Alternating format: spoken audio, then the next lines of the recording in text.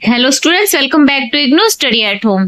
तो इस वीडियो में हम DECE 3 के इम्पोर्टेंट प्रश्न और उत्तर शेयर कर रही हूँ। मैं इस वीडियो में DECE 3 का जो आपका दिसंबर 2025 का पेपर था उसके आंसर इस वीडियो में शेयर करूंगी। इस वीडियो में मैं आपके साथ 50 प्रश्न है उसके आंसर शेयर करूंगी।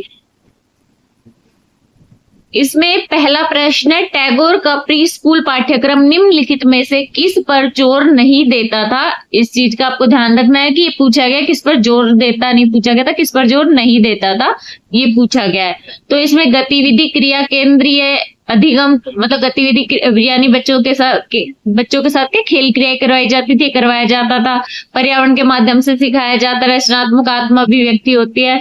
विषय केंद्रित पाठ्यक्रम जो आपका पहला ऑप्शन है ना, वो आपके टैगोर के प्री स्कूल पाठ्यक्रम में शामिल नहीं था। तो आपका पहले प्रश्न का पहला आंसर करेक्ट रहेगा कि विषय केंद्रित पाठ्यक्रम यानी कि कोई सब्जेक्ट वाइज नहीं पढ़ाया जाता था कि अभी मैथ्स पढ़ाएंगे, अभी बच्चों को ये हमें हिंदी पढ़ाना है, अभी हमें भाषा का ज्ञान देना है, अंग्रेजी पढ़ा रही है, ये सब बच्चों को उस टाइम नहीं उसमें दिया गया कि टैगोर ने ये नहीं कहा था कि विषय केंद्रित पाठ्यक्रम होना चाहिए। दूसरा प्रश्न इसमें पूछा गया कि मोंटेसरी कक्षाओं की विशेषता होती है, यानी मोंटेसरी जो कक्षाएं होती थी उसमें क्या करवाया जाता है, तो उसमें व्यक्तिगत शिक्षण पर जोर दिया जाता है। तो आपका तीसरा ऑप्शन इसका करेक्ट आंसर रहेगा। अगला प्रश्न है तीसरा, गांधी जी ने प्री स्कूल वर्षों के दौरान एक नए दृष्टिकोण की सिफारिश की थी और उसे नाम दिया था।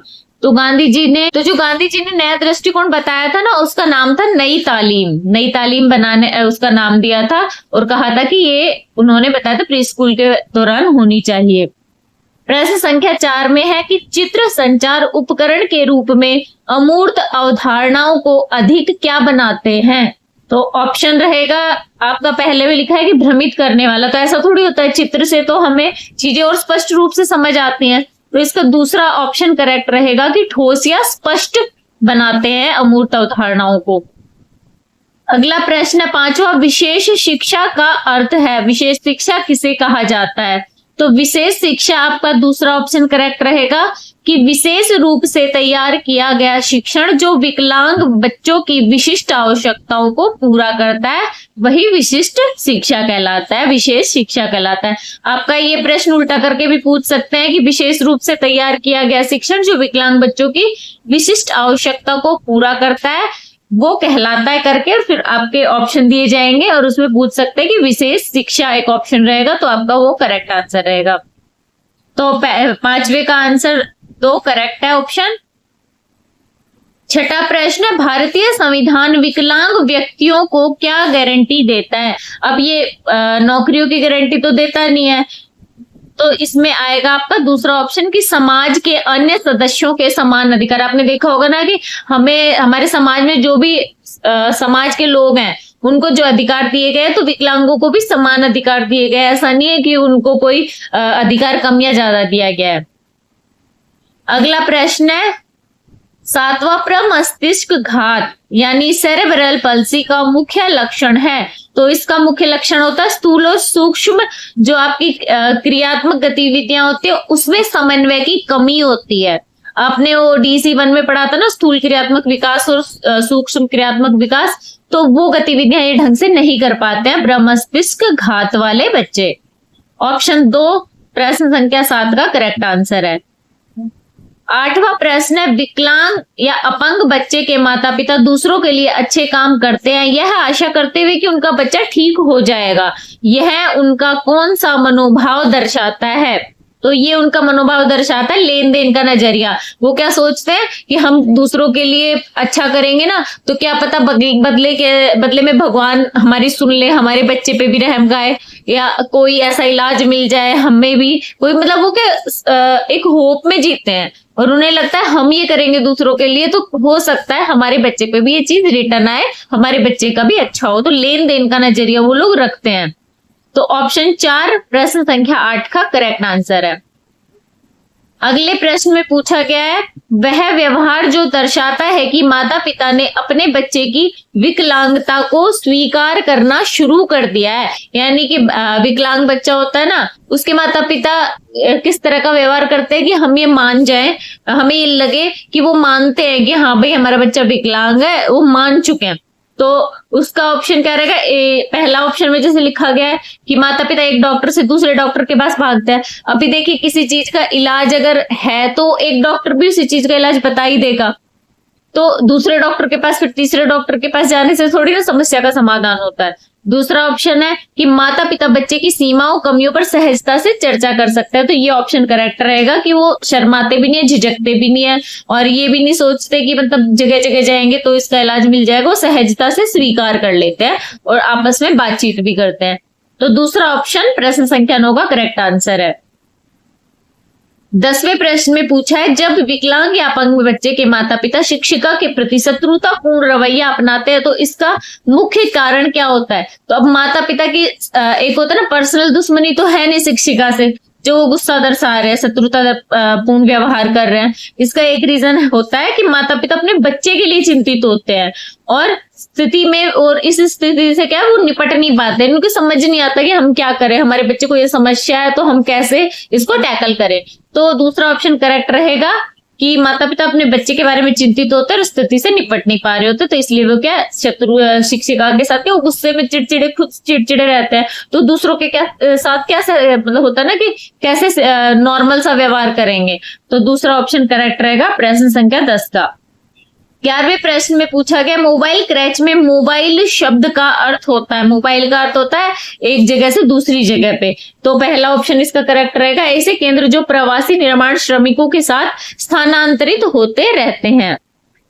प्रश्न संख्या 12 में पूछा है, एक आंगनबाड़ी केंद्र आमतौर पर लगभग कितनी जनसंख्या की सेवा करता है? तो एक आंगनबाड़ी जो केंद्र होता है लगभग 1000 व्यक्तियों के ऊपर एक आंगनबाड़ी केंद्र होता है। तो दूसरा ऑप्शन करेक्ट रहेगा 12वें का।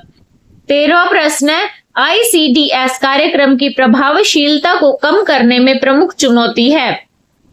अब इसमें पहले ऑप्शन में लिखा है अत्यधिक योग्य आंगनबाड़ी कार्यकर्ता। अगर अधिक योग्य आंगनबाड़ी कार्यकर्ता होगा तो प्रभावशीलता कम थोड़ी करेगा, वो तो बढ़ाने में योगदान देगा। तो इसका दूसरा ऑप्शन है विभागों के बीच समन्वय की कमी। तो ये ऑप्शन आपका करेक्ट आंसर रहेगा कि जो आपके ICDS कार्यक्रम के विभिन्न विभाग होते हैं तो उनमें क्या समन्वय की कमी होती है, इस वजह से उसकी प्रभावशीलता कम हो जाती है। दूसरा ऑप्शन 13वें का करेक्ट आंसर रहेगा। आपका अगला प्रश्न प्रश्न संख्या 14, मोबाइल क्रैच की अनौपचारिक शाखा किन आयु वर्ग के बच्चों पर केंद्रित होती है? तो इसका सही उत्तर रहेगा ऑप्शन 2, 3 से 6 वर्ष। ये 6 से 12 वर्ष ये ऑप्शन आपका गलत आपका हाईलाइट किया गया। आपका प्रश्न, इस प्रश्न का उत्तर रहेगा 3 से 6 वर्ष। दूसरा ऑप्शन प्रश्न संख्या 14 का करेक्ट आंसर है। अगला प्रश्न है प्रश्न संख्या 15, बच्चे के द्वारा बार बार क्रोधावेश दिखाने को तब बढ़ावा मिलता है जब क्या होता है, माता पिता बच्चे की मांग मान लेते हैं। बच्चा किसी भी बात के लिए जिद करेगा और उसके लिए गुस्सा करेगा, माता पिता अगर मान लेंगे तो उसे लगेगा अगली बार कि वो उसी तरह का व्यवहार करेगा ना, तो माता पिता फिर से मान लेंगे। वो जिद करेगा, जिद के चक्कर में वो गुस्सा करने लग जाएगा और फिर वो बार बार उसी वो क्या होता है वो उसका व्यवहार बनने लग जाता है। तो इसलिए वो उसको बढ़ावा मिलता है। इसलिए इसका 15 का प्रश्न, जो 15वां प्रश्न है, इसका ऑप्शन 2 करेक्ट आंसर रहेगा कि माता पिता बच्चे की मांग मान लेते हैं। 16वां प्रश्न है, भारत में स्कूल के बच्चों के लिए पाठ्य पुस्तकें तैयार करने की जिम्मेदारी किस संस्था की है? ये सब आपको पता होगा इसका तो आप सबको कि NCERT ये आपका करेक्ट आंसर रहेगा ऑप्शन 2 प्रश्न संख्या 16 का। अगला प्रश्न है 17वां, ICDS के कर्मचारियों जैसे CDPO, पर्यवेक्षकों और आंगनबाड़ी कार्यकर्ताओं का प्रशिक्षण मुख्य रूप से किसके द्वारा किया जाता है? तो इन सबका प्रशिक्षण NIPCCD ये आपकी एक संस्था है, उसके द्वारा इनका प्रशिक्षण करवाया जाता है। ऑप्शन 2 17वें का करेक्ट आंसर है। 18वां प्रश्न है कि 5 वर्षीय श्याम एक गतिविधि छोड़कर दूसरी गतिविधि की ओर भागता रहता है और उसे संख्या, रंग या आकार की पहचान वह नहीं कर पाता, तो उसे किस प्रकार की सहायता की आवश्यकता है? यानी बच्चा है वो कभी एक खेल में लगा है, उससे कोई क्रिया करवा तो एक क्रिया करे, फिर थोड़ी देर में कुछ दूसरी चीज के लग जाता है, फिर तीसरी चीज के लग जाता है, और ना उसे संख्याओं का पता है, रंग नहीं पहचान पाता, आकार नहीं पहचान पाता। तो हम उसे अतिरिक्त किताबें देंगे तो उस पर कोई असर थोड़ी पड़ेगा। ज्यादा काम करवाएंगे गृह कार्य तो भी उसे कोई फर्क नहीं पड़ेगा। खेलों के द्वारा भी, ज्यादा खेल से भी उसे ये चीज नहीं पता चलेगी। तो उसे ऑप्शन 2 आपका इसमें करेक्ट आंसर रहेगा कि व्यक्तिगत यानी एक से एक शिक्षण, यानी उसके साथ हमें समझाना पड़ेगा, उसे स्पेशली उसे समझाना पड़ेगा कि सीधा जैसे बच्चा है, बच्चे के साथ शिक्षिका है, तो शिक्षिका को सीधा उसी से बात करके उसके ऊपर थोड़ा ध्यान देना पड़ेगा। व्यक्तिगत शिक्षण से उसे समझाया जा सकता है कि सिर्फ उसी से बात करेंगे कि ये आप उसे रंग के बारे में समझाएंगे, आकार के बारे में समझाएंगे, उसे खेलों के बारे में, जैसे एक गतिविधि में लगा हुआ है ना, तो उसी गतिविधि में रहने के लिए उसे प्रोत्साहित किया जाएगा कि नहीं आपको कंप्लीट करना ही पड़ेगा। थोड़ा छोटी गतिविधि देंगे कि वो जल्दी से कंप्लीट कर पाए। तो इस तरह से क्या व्यक्तिगत शिक्षण उसका किया जाएगा, तो उससे उसको हेल्प मिल सकती है। 18वें प्रश्न का ऑप्शन 2 करेक्ट आंसर है। 19वां प्रश्न है, जिन बच्चों को बैसाखी या व्हील चेयर की आवश्यकता होती है तो उन्हें माना जाता, उन्हें आपका आएगा गति संबंधी कठिनाई वाले बच्चे माना जाएगा। दूसरा ऑप्शन 19वें का करेक्ट आंसर है। 20वां प्रश्न है, निम्नलिखित में से किसे प्रत्यक्ष रूप से मापना कठिन है, यानी हम सीधे सीधे प्रत्यक्ष रूप से किस चीज को इसमें माप नहीं सकते। तो जो बुद्धिमत्ता होती है उसे भी हम IQ से नाप सकते हैं, गति संबंधी कठिनाइयों को भी माप सकते हैं, स्मरण हानि को भी माप सकते हैं। जो सामाजिक भावात्मक संबंध है उसे नहीं मापा जा सकता है। तो ये आपका दूसरा ऑप्शन करेक्ट रहेगा 20वें का, कि सामाजिक भावात्मक संबंध। अगला प्रश्न 21वां, एक आक्रामक बच्चा जो मित्रता के प्रयासों को ठुकरा देता है उसे क्या माना जाएगा, कि उसमें क्या है, उसमें सामाजिक भावात्मक कठिनाई माना जाएगा। दूसरा ऑप्शन इसका भी करेक्ट दूसरा ऑप्शन ही है। 22वें प्रश्न में है कि बौद्धिक विकलांगता जिसे पहले मानसिक मंदता कहा जाता था उसके बारे में निम्नलिखित में से कौन सा कथन सही है। तो मानसिक मंदता क्या है, मानसिक मंदता एक ऐसी स्थिति है जो मस्तिष्क के विकास और शारीरिक वृद्धि को धीमा कर देती है। तो ये मानसिक आपका मानसिक मंदता या फिर बौद्धिक विकलांगता कहलाती है। तो 22वें का भी दूसरा ऑप्शन ही करेक्ट रहेगा। 23वां प्रश्न है, जिस बच्चे की रीढ़ की हड्डी को नुकसान पहुंचा है उसे किसमें समस्या हो सकती है, तो उसे संवेदना और गति में समस्या हो सकती है। 23वें का भी दूसरा ऑप्शन ही करेक्ट रहेगा। 24वां है, पेशीय दुष्पोषण मस्कुलर डिस्ट्रॉफी कार्य करने के किस क्षेत्र को प्रभावित करती है। तो पेशीय दुष्पोषण शारीरिक व क्रियात्मक आपके क्षेत्र को प्रभावित करती है। 24वें में पहला ऑप्शन करेक्ट आंसर रहेगा। 25वां प्रश्न है, जब बच्चे को दौरा पड़ता है तो उस समय जब बच्चे को दौरा पड़ता है तो क्या करना चाहिए, उसके आसपास से वस्तु या फर्नीचर को हटा देना चाहिए। तीसरा ऑप्शन इसका करेक्ट रहेगा 25वें का। 26वां प्रश्न है, जन्म से बच्चे के एक या दोनों पैर नीचे की ओर मुड़े होते हैं तो उसे क्या कहा जाता है, तो उसे कहा जाता है ग्रंथित पैर या फिर क्लब फुट। तीसरा ऑप्शन करेक्ट आंसर है। 27वें में पूछा गया, निम्नलिखित में से कौन सा लक्षण मानसिक रोग से ग्रस्त बच्चे में नहीं पाया जाता है। मानसिक रोग अगर किसी को हो तो कौन सा लक्षण नहीं देखा जाता, तो उसमें कम बुद्धिमत्ता और सभी क्षेत्रों के विकास में देरी या ये आपका उसमें नहीं पाया जाता है। कि जरूरी नहीं कि वो कम बुद्धिमान हो सकता बुद्धिमान हो, लेकिन उसे उसके सभी क्षेत्रों में विकास में देरी नहीं हो सकती है। ये भी नहीं हो सकता है कि जरूरी थोड़ी ना है कि उसकी हाइट थोड़ी कम बढ़ रही हो कि उसका वजन कम बढ़ रहा हो, वो सारे उसके विकास, शारीरिक विकास उसके नॉर्मल हो सकते हैं। उसे मानसिक विकास होता है ना, वो थोड़ा धीरे हो रहा है, तो इसका मतलब ये नहीं है कि सभी क्षेत्रों में उसके विकास में देरी हो। तो इसका भी तीसरा ऑप्शन करेक्ट आंसर रहेगा। 28वां प्रश्न है, जन्म के बाद वह कारक जो बच्चे में बौद्धिक विकलांगता जिसे पहले मानसिक मंदता कहा जाता था का कारण बन सकता है। तो इसमें है दूसरा ऑप्शन, जन्म के बाद पूछा है। तो उसके बाद में क्या होता है, बच्चे को तेज बुखार के साथ अगर दौरे आते हैं तो उसमें बौद्धिक विकलांगता हो सकती है। 28वें का दूसरा ऑप्शन करेक्ट आंसर है। 29वें में पूछा गया, निम्नलिखित में से कौन सा एक तंत्रिका विकार है, तो इसका आंसर रहेगा पोलियो। 2 ऑप्शन करेक्ट है।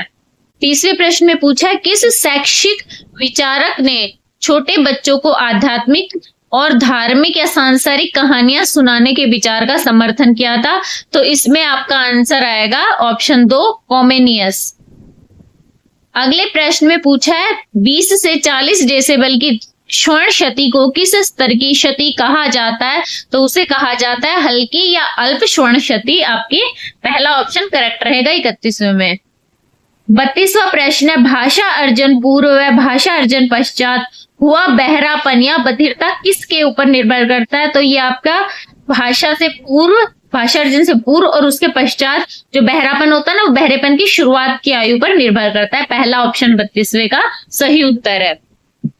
33वां प्रश्न है श्रवण क्षति से ग्रस्त बच्चों के लिए लिप रीडिंग यानी ओष्ठ पठन या होठों के लिए क्या किया जाना चाहिए।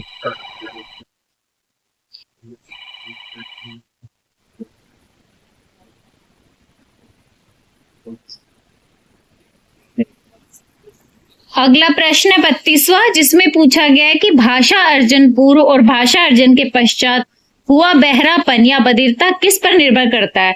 तो ये आपका इसमें 32वें का पहला ऑप्शन करेक्ट आंसर रहेगा कि बहरेपन की शुरुआत की आयु पर। प्रश्न 33वां कि श्रवण क्षति से ग्रस्त बच्चों के लिए लिप रीडिंग या ओष्ठ पठन या फिर होठों से पढ़ना सिखाने के लिए क्या किया जाना चाहिए। तो इसका आंसर आपका ऑप्शन 3 रहेगा कि स्वाभाविक और स्पष्ट रूप से पूरे वाक्य बोलना। अगर हम ऐसे बोलेंगे तो जो बच्चे होते हैं जिन्हें सुनाई नहीं देता वो आपके लिप रीडिंग करके बातों को समझ सकते हैं। तीसरा ऑप्शन करेक्ट रहेगा। अगला प्रश्न है 34 34वां प्रश्न, जब 2 से अधिक व्यक्ति विचार साझा करते हैं तब कौन सी संचार या फिर संप्रेषण विधि का उपयोग करते हैं। अब 2 से ज्यादा व्यक्ति आपके आपस में विचार साझा करेंगे तो जो उनका क्या समूह कहलाएगा। वो 2 से ज्यादा व्यक्ति इकट्ठे होंगे तो समूह रहेगा। तो ये समूह संप्रेषण इसमें आएगा। दूसरा इसका ऑप्शन करेक्ट आंसर रहेगा 34वें का कि समूह संप्रेषण। 35वां प्रश्न है एक से एक संचार विशेष रूप से किसके लिए उपयोगी है। एक से एक यानी एक जना किसी दूसरे को बता रहा है, 2 जने बात कर रहे हैं। तो ये आपका व्यक्तिगत मुद्दों पर चर्चा करना ऑप्शन करेक्ट रहेगा। दूसरा ऑप्शन 35वें का सही आंसर रहेगा। निम्नलिखित अगला प्रश्न है 36वां, निम्नलिखित में से कौन सा कारक संचार में बाधा नहीं है। संचार के साधन होते हैं उसमें आपने पढ़ा है कि जो लास्ट में प्रतिक्रिया प्रतिपुष्टि होती है तो वो आता है। तो ये बाधा नहीं है, ये इसका ऑप्शन करेक्ट रहेगा क्योंकि अनुचित चैनल का चयन भी नहीं कर सकते हैं, अपरिचित भाषा का प्रयोग भी नहीं कर सकते हैं, प्राप्तकर्ता की शारीरिक असुविधा है वो भी बाधा उत्पन्न करती है इसमें आपके संचार के अंदर। तो प्रतिक्रिया और प्रतिपुष्टि संचार के अंदर बाधा नहीं करती है। तो 36वें का ऑप्शन 4 करेक्ट आंसर है। अगला प्रश्न है 37वां, संचार को सफल तब कहा जा सकता है जब प्राप्तकर्ता श्रोता का संदेश समझ ले तो हम समझ सकते हैं कि संचार सफल है। 37वें का ऑप्शन नंबर 2 सही उत्तर है।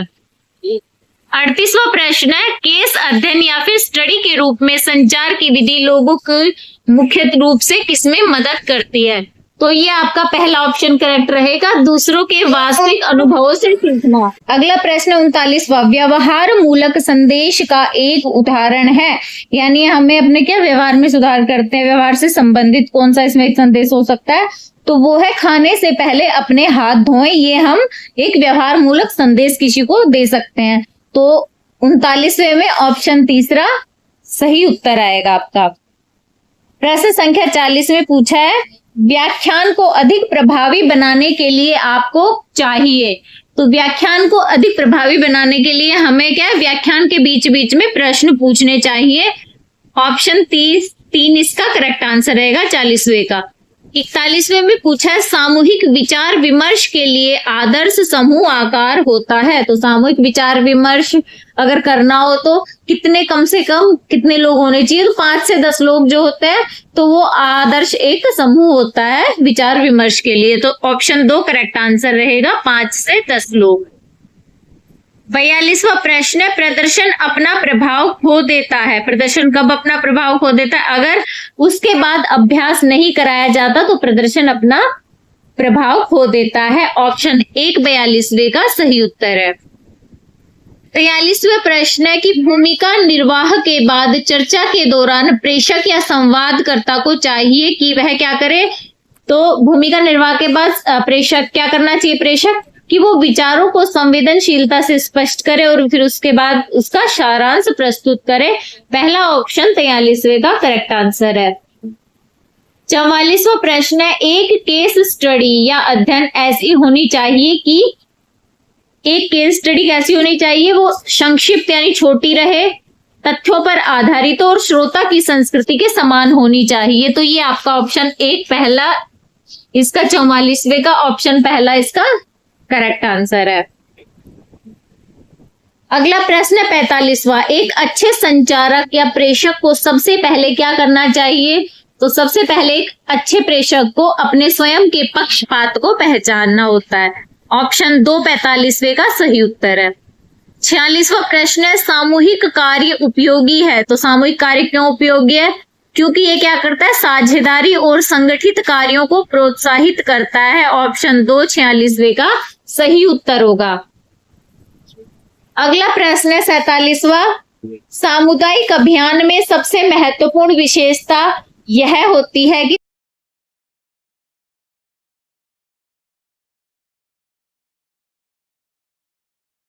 तो सामुदायिक अभियान की सबसे महत्वपूर्ण विशेषता होती है कि महिला से महिला कार्यनीति में शामिल मूल प्रक्रिया है। तो महिला से महिला कार्यनीति में क्या महिलाएं आपस में एक दूसरे को समझाती हैं। तो उसमें आपका ऑप्शन 2 करेक्ट आंसर रहेगा सामूहिक चर्चा। तो महिला से करेक्ट आंसर रहेगा सामूहिक चर्चा। तो महिला से महिला कार्यनीति में सामूहिक चर्चा एक मूल प्रक्रिया होती है। अगला प्रश्न है 49वां, एक सरल परिभाषा के अनुसार प्रबंधन का अर्थ है। तो प्रबंधन क्या है, प्रबंधन दूसरों से काम करवाना प्रबंधन कहलाता है। तो दूसरा ऑप्शन इसका करेक्ट आंसर रहेगा। 50वां प्रश्न है पाठ में निम्नलिखित में से कौन सी बात एक अच्छे पर्यवेक्षक की विशेषता के रूप में सूचीबद्ध नहीं है। तो एक अच्छा पर्यवेक्षक कौन नहीं होता, जो जूनियर स्टाफ के साथ कठोरता के साथ व्यवहार करे, तो वो एक अच्छा पर्यवेक्षक नहीं माना जाता है। तो ऑप्शन 4 इसका करेक्ट आंसर रहेगा। अगला प्रश्न है 51वां, बजट के अंतर्गत अनावर्ती या नॉन रेकरिंग व्यय का एक उदाहरण है। तो इसका उत्तर रहेगा फर्नीचर और बर्तन। क्यों, इसमें क्या होता है कि भोजन पर खर्च क्या रोज का काम है, रोज भोजन बनेगा उस पर खर्चा आएगा, दवाइयां आएंगी खत्म हो जाएंगी फिर नहीं चाहिएंगी, वेतन और मजदूरी भी हर महीने दी जाती है। फर्नीचर और बर्तन पे हम खर्चा कर देते हैं तो वो एक बार ही खर्चा होता है। तो ये आपका अनावर्ती व्यय माना जाता है। तो तीसरा ऑप्शन 51वें का सही उत्तर है। तो यहाँ पे मैंने ये 51 प्रश्न के उत्तर आप लोगों के साथ शेयर करती हैं। बाकी के बचे हुए प्रश्न इनके आंसर मैं अगले वीडियो में शेयर करूंगी। अगर वीडियो आप लोगों के लिए यूजफुल रहा हो तो प्लीज वीडियो को लाइक, सब्सक्राइब और शेयर जरूर कीजिएगा। मिलते हैं अगले वीडियो में कि कुछ नई इन्फॉर्मेशन के साथ।